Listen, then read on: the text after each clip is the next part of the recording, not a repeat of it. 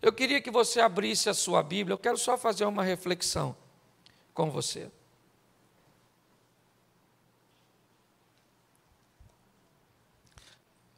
Jonas, capítulo de número 1, verso 1 e 2. Jonas, capítulo 1, verso 1 e 2. E veio a palavra do Senhor a Jonas, filho de Amitai, dizendo: levanta-te, vai à grande cidade de Nínive e clama contra ela, porque a sua malícia subiu até a minha presença. Feche os seus olhos, nós vamos estar orando pela palavra, vamos estar consagrando este equipamento. E eu queria que a igreja ficasse mais uma vez de pé, depois você vai ficar bastante tempo sentado aí. Isso.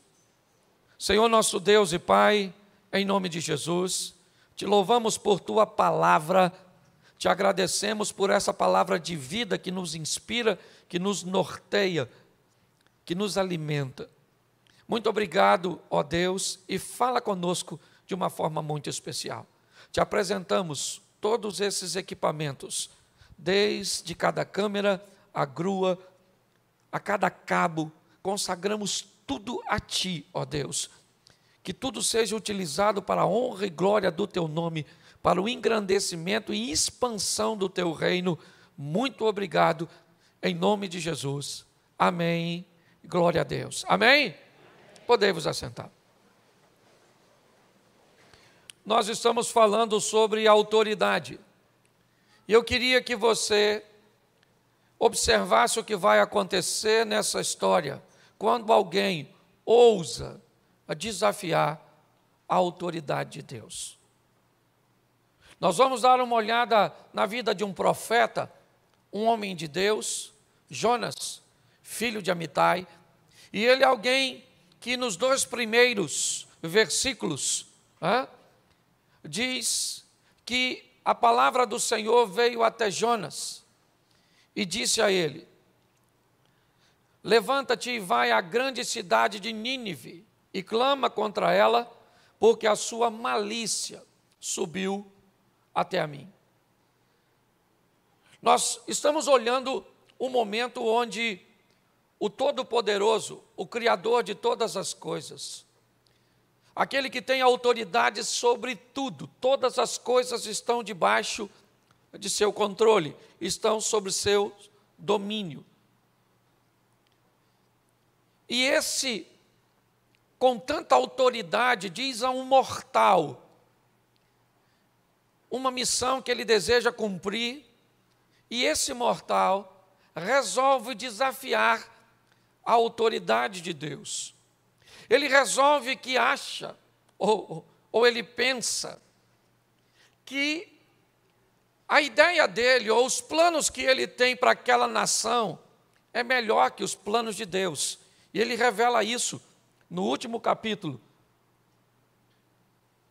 Jonas diz por que é que não queria ir a Nínive, lá no capítulo 4. Mas quando nós olhamos para essa situação, a primeira coisa que eu quero que você entenda é que quando uma autoridade é desafiada, e ela é autoridade de verdade,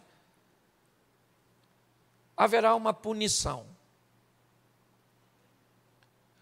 Uma autoridade só é autoridade de verdade quando ela pune. Pune com disciplina, simplesmente, quando nós disciplinamos nossos filhos, quando nós disciplinamos alguém, quando infringe uma lei, ou quando não respeita uma autoridade. Eu já usei o exemplo aqui do radar e da placa de velocidade. Nós não respeitamos a placa por um simples motivo, porque nela não há autoridade. Mas quando passamos por um radar, onde está a autoridade do radar? Ele não era um ser vivo, ele é um objeto como uma placa. Ele não vai me abordar como a placa também não vai. Qual é a diferença da placa para o radar? É que a placa não tem autoridade, ela apenas estabelece uma informação, ela não pune. O radar não. Todos nós sabemos que se passarmos por ele numa velocidade superior ao que a placa que está perto dele indica, note que andar perto de alguém que tem autoridade pode conferir a você autoridade também. Todas as vezes que desafiarmos, por exemplo, a autoridade da gravidade e pularmos de uma altura indevida, nós vamos pagar o preço de uma torção no tornozelo, de uma quebra de um osso. Desobedecer uma autoridade, e aqui hoje eu quero me concentrar na autoridade de Deus, nas orientações de Deus e o que acontece com a vida das pessoas, e pior, o que pode acontecer com pessoas que não desobedecem a Deus, não quebram os princípios, mas vão estar perto daquelas que quebram. Eu vou mostrar para você hoje o perigo de tentar ajudar alguém que Deus está tratando. O perigo de se aproximar de pessoas, de se associar, de se conectar com pessoas erradas. Porque esse, às vezes, tem sido um simples erro de algumas pessoas. Ah, eu me casei com a pessoa errada. Cara, tu estragou tua vida para sempre. Mesmo que você se separe, isso ainda vai ser um problema para você enquanto você viver. Nós estamos aqui lidando com um homem que recebe uma instrução de Deus. E ele resolve que não vai obedecer. Ele resolve que não está a fim de acatar. Ele resolve fugir para um local oposto do que Deus o tinha enviado. Deus o manda à Síria, no território de Nínive, e ele vai pegar um navio para Tarsis, para a Espanha, né? No sentido oposto. É isso. Jonas é alguém que vai desafiar a autoridade de Deus. E se ele vai desobedecer a Deus, nós vamos descobrir o que é que acontece com esse indivíduo. O verso 3, dá para colocar para mim, por favor, na tela, que aí todos acompanhem. E Jonas se levantou para fugir de diante da face do Senhor para Tarsis, descendo a Jope, achou um navio que ia para Tarsis, pagou, pois, a sua passagem, desceu para dentro dele, para ir com eles para Tarsis, de diante da face do Senhor. Verso 4. Mas o Senhor mandou ao mar um grande vento, e fez no mar uma grande tempestade, e o navio estava para quebrar-se. Volta para o 3, para ficar mais claro. Preste atenção. Geograficamente, ele já começa a descer. Jonas já começa a viver uma queda. Sim, certo? Na geografia, ele já sai lá de cima, certo? E desce para Jope. Seu propósito é fugir da presença do Senhor. Eu não sei se você viu, mas ele desce para o navio, ele desce para o porão. Se você olhar a vida de alguém que planeja desafiar a autoridade de Deus, ela é um ambiente de autodestruição, de contagem regressiva. É só uma questão de tempo até essa pessoa implodir ou explodir. Tanto faz. Olhar para alguém que resolve fazer o oposto do que Deus orientou, desafiar as leis de Deus, desafiar as instruções, a autoridade daquele que sabe o que está dizendo e o que está fazendo, é loucura. Essa é a grande verdade. Ele já começa uma queda. Ele já começa a descer. Todas as expressões que indicam, quer geograficamente, né, quer, ao descer, simplesmente um nível do convés para os aposentos, dos aposentos para o porão. Tudo isso vai dando a conotação de que às vezes quedas drásticas, como parar no fundo do navio ou no fundo do mar, dentro de um ventre de um peixe, é o ápice dessa história. Mas eu gostaria de lembrar vocês que pequenas quedas, que pequenos prejuízos, que pequenos danos já estavam acometendo a história de Jonas antes dele parar no fundo. A grande verdade é essa. Ele já começa a perder algumas coisas, a caminhar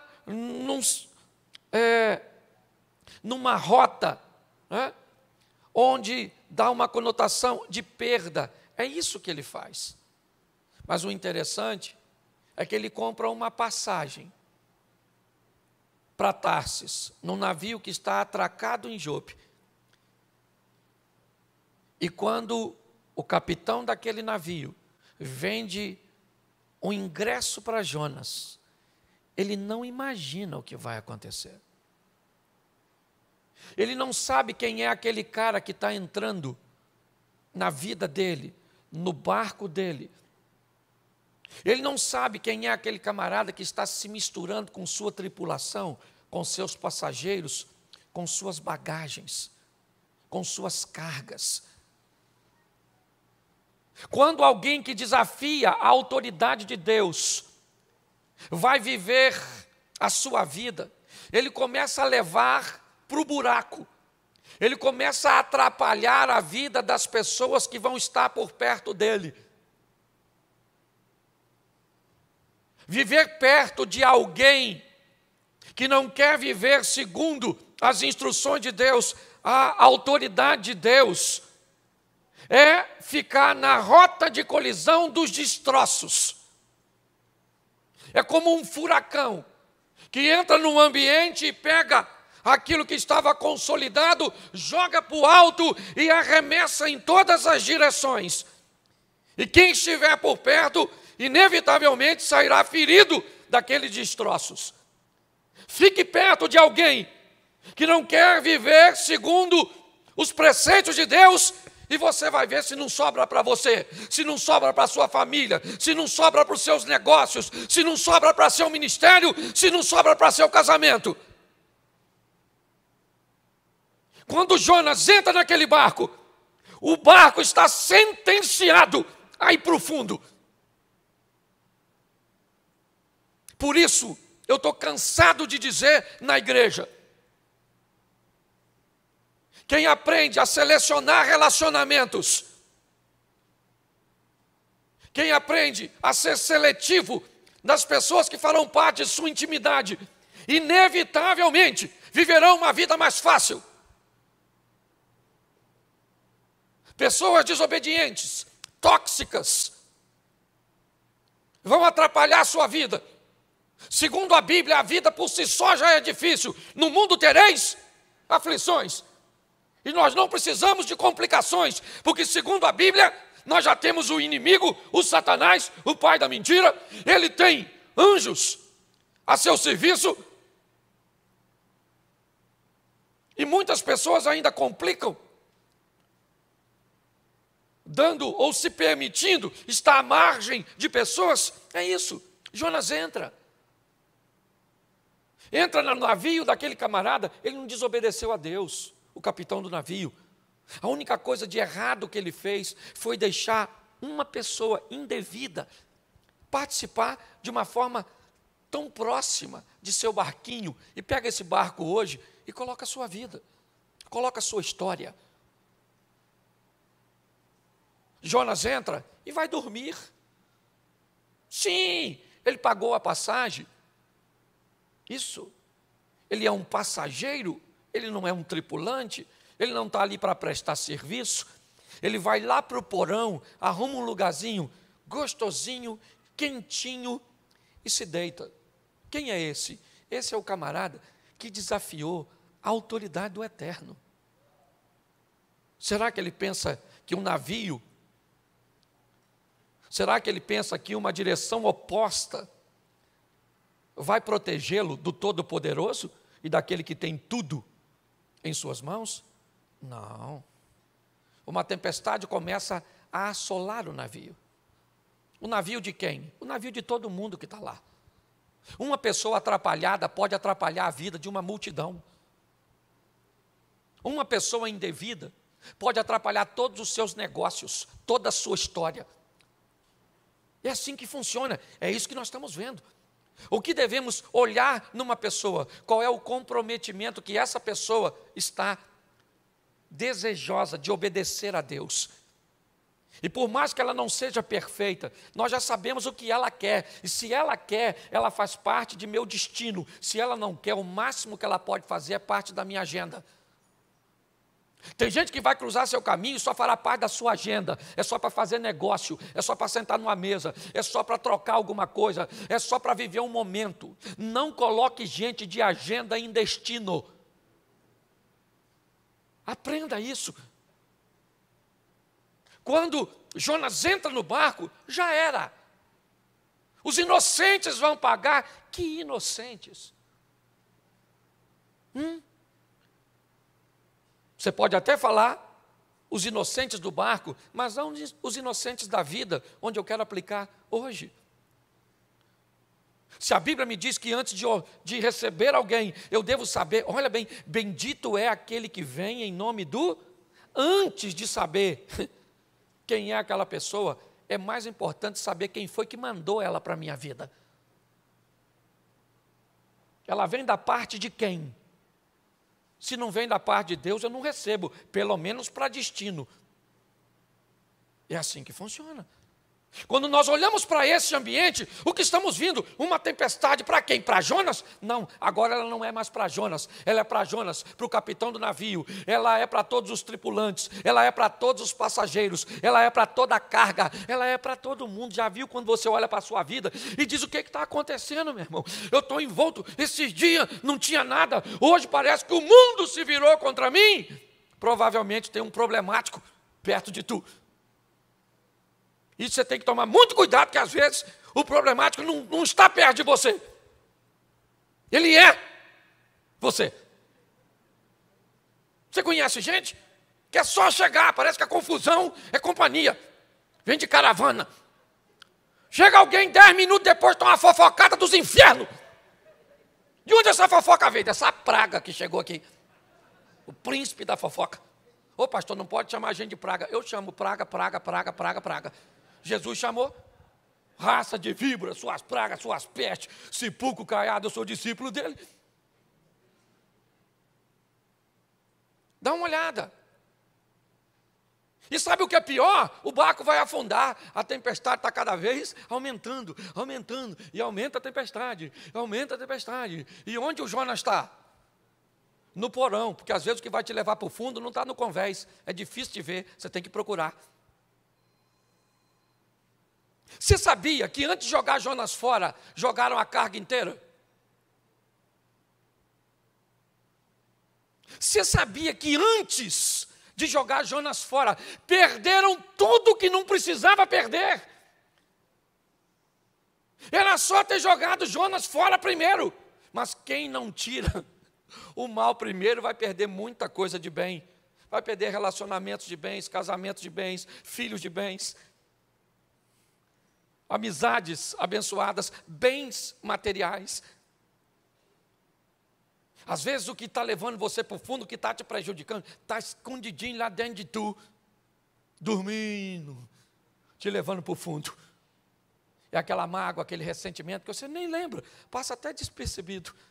E aquele mau hábito que você tem, aquela companhia ruim, sabe? Que fica lá na sua vida, assim, nem parece que é ruim. O Jonas está lá dormindo e as coisas estão indo embora. Joga a carga aqui, vamos dar mais flutuabilidade ao navio, vamos ver se o navio não afunda. O problema não é a carga, o problema é a infração, sabe? Alguém ultrapassou a autoridade do eterno. De Deus não se zomba.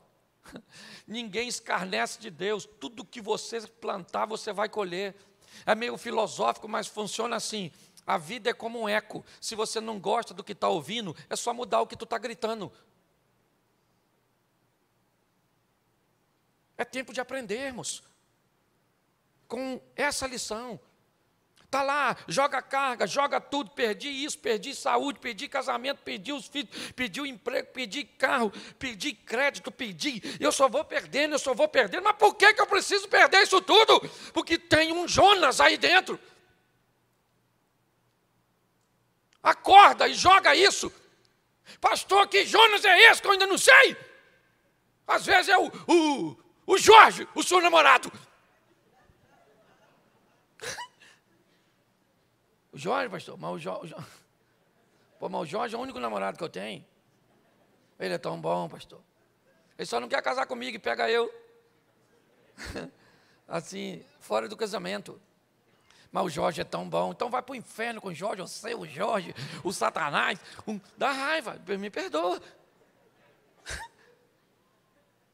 Quer viver com gente que não quer viver com Deus e quer ter vida mansa.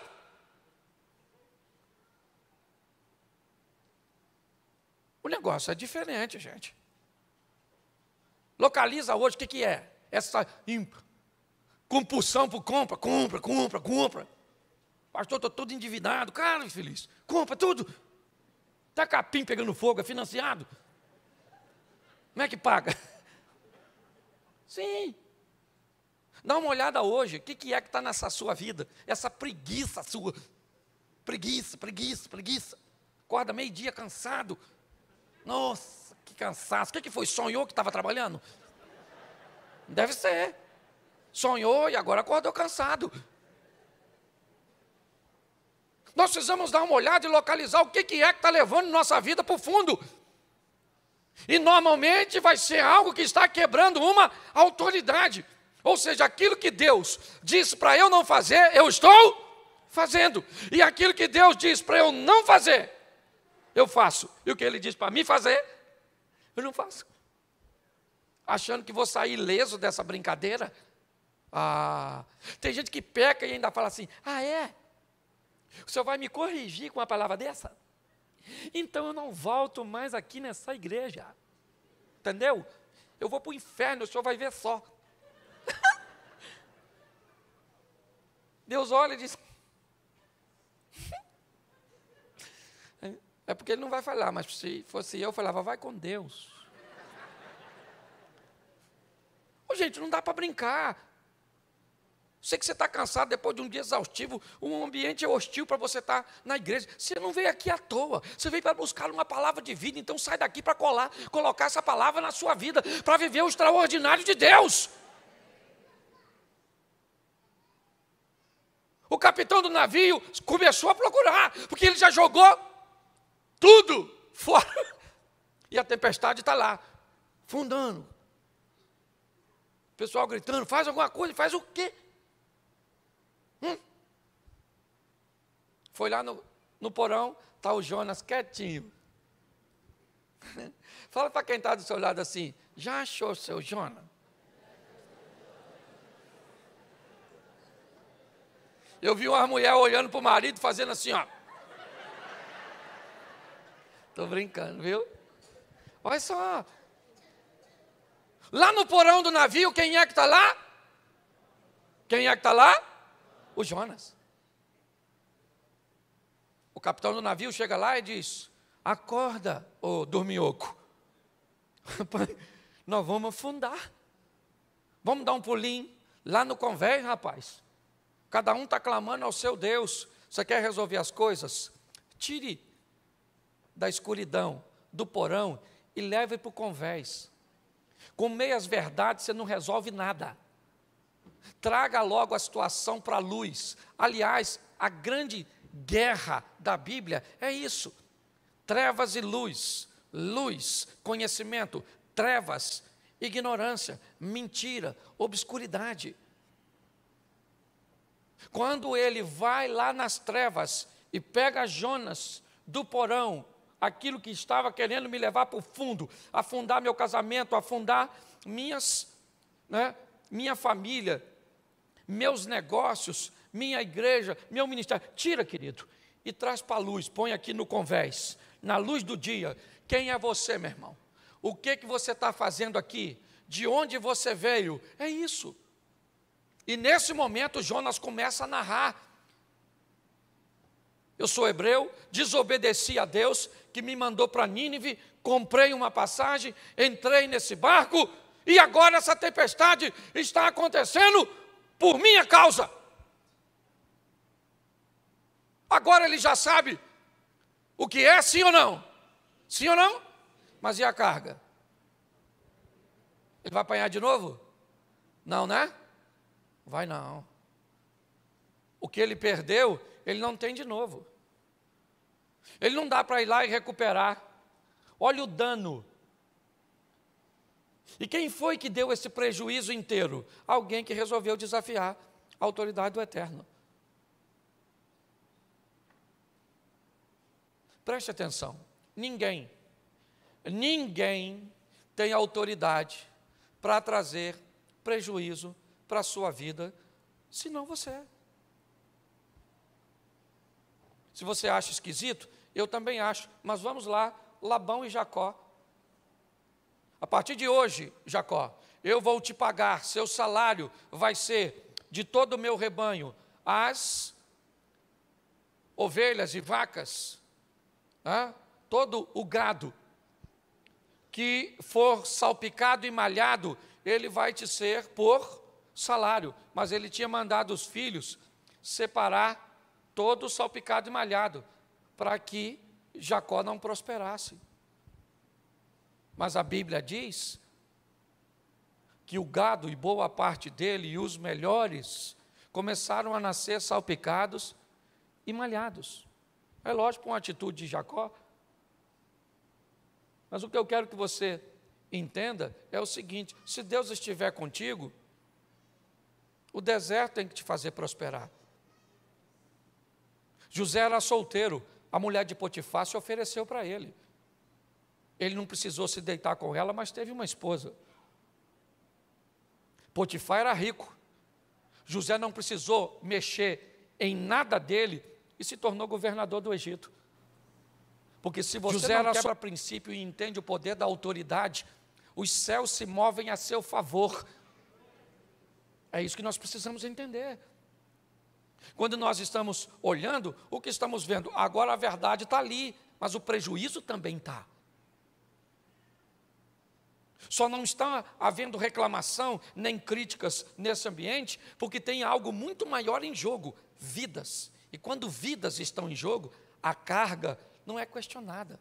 Ninguém está ali perguntando: sua mala que eu joguei dentro d'água, a culpa é... Não, porque tem algo muito maior em jogo: a vida. Isso. Se aquele barco afunda, a vida se extingue. De quem? Do capitão do navio e de todos. Porque o grande segredo de toda essa história, dessa viagem, desse barquinho, dessa tempestade, dessas autoridades, ou dessa autoridade que ouvimos e que devemos obedecer, o que está em jogo é vida, é alma, ou morte, inferno, ou perda.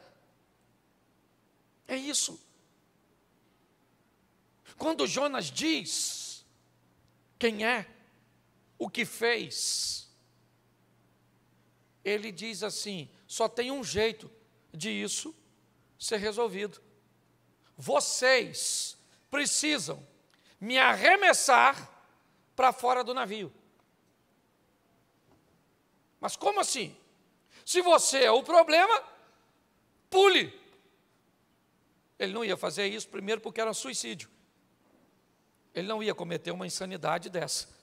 Mas ele está dizendo para quem está dentro do barco: se você quer resolver esse problema, me joga fora, me tira de dentro de você. Porque o problema não vai embora sozinho não, irmão. O problema você tem que expulsar ele da sua vida. Você tem que mandar ele embora. Você tem que botar ele naquela tábua no convés, e empurrar ele com a espadinha e falar: querido, vaza. Porque meu barco vai chegar do outro lado, porque o meu capitão é o Senhor dos exércitos, o Rei dos reis, o Senhor dos senhores. Mas você sabe que a situação às vezes é tão desafiadora que tem gente que cria vínculo com o Jonas e que tem pena, não quer colocar ele para fora. Ah, pastor, o Jonas é tão legal. Vamos ver aí se dá para ficar com ele. Pois é, querido, não dá para ficar. Não dá para viver vida dupla. Você quer viver com Deus? Está lá. Elias, no Carmelo. Josué, até quando cocheareis entre dois deuses? Se Baal é Deus, seguiu. Se o Senhor é Deus, seguiu, disse Elias. Josué disse, vamos lá, quem vocês querem seguir? É o Deus, né, das outras nações, ou o nosso Deus? Eu e a minha casa serviremos ao Senhor. Você quer resolver um problema? Então resolva. Não quer? Dê paliativo. Está assim de gente dando paliativo. Qual é o problema de um paliativo ou de uma dose equivocada? É que você potencializa o problema. Todas as vezes que um médico, por exemplo, passa uma dosagem e um período, e logo depois que você começa a tomar o remédio, você nota que os sintomas desaparecem. Muitos, vendo os sintomas irem embora, imediatamente interrompem a dose. E quando eles interrompem a dose, inevitavelmente, o problema começa a se potencializar. Aquilo que estava trazendo mal se potencializa, se fortifica, e aquela dose pode não ser mais suficiente. E quando você vê, aquilo que era pequeno se potencializou e acabou matando você, algo que seria de fácil resolução se fosse tratado da maneira que deveria.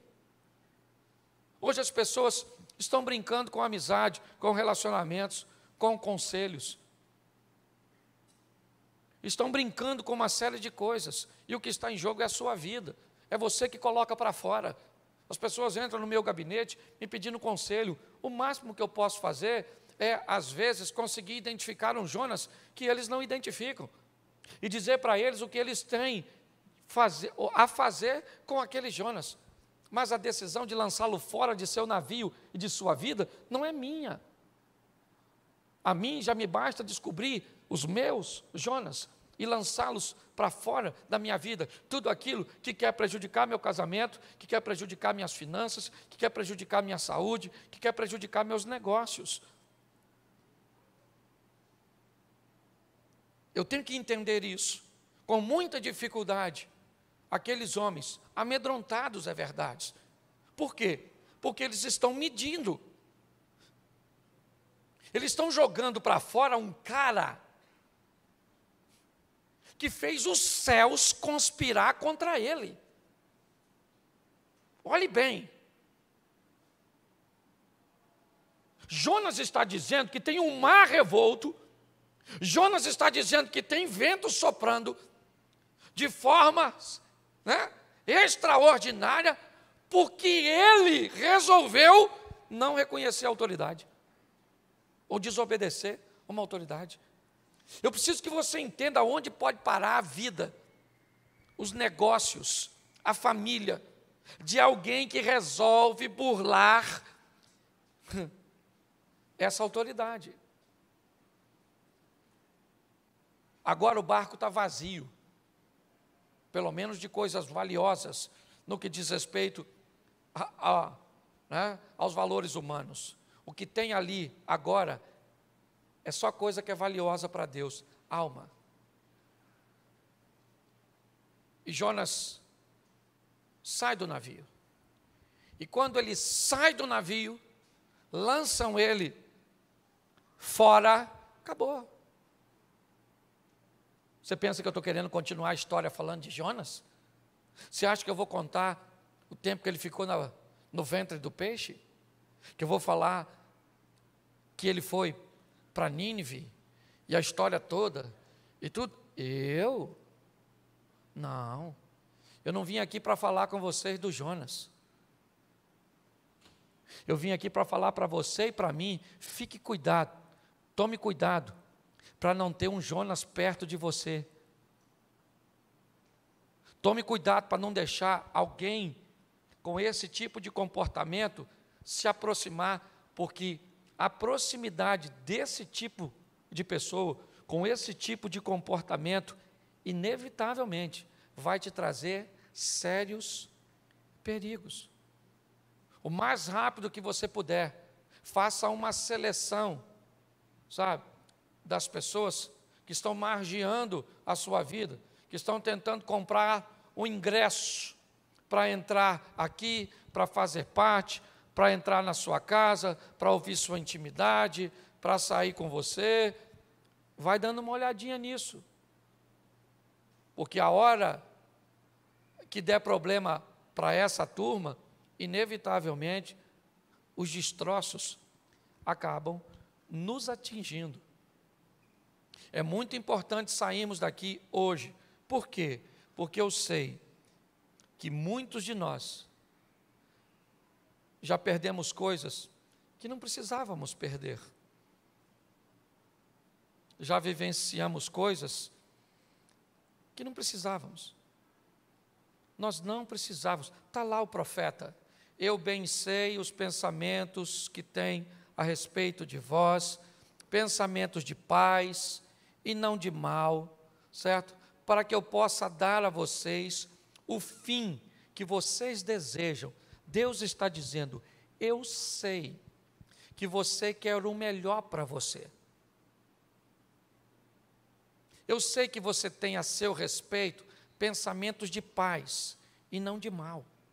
Eu sei o que você quer para o seu casamento, eu sei o que você quer para os seus negócios, eu sei o que você quer para a sua profissão, eu sei que você quer o melhor para você. Então vamos fazer o seguinte, eu vou entrar na sua vida com você para dar a você exatamente o que você quer.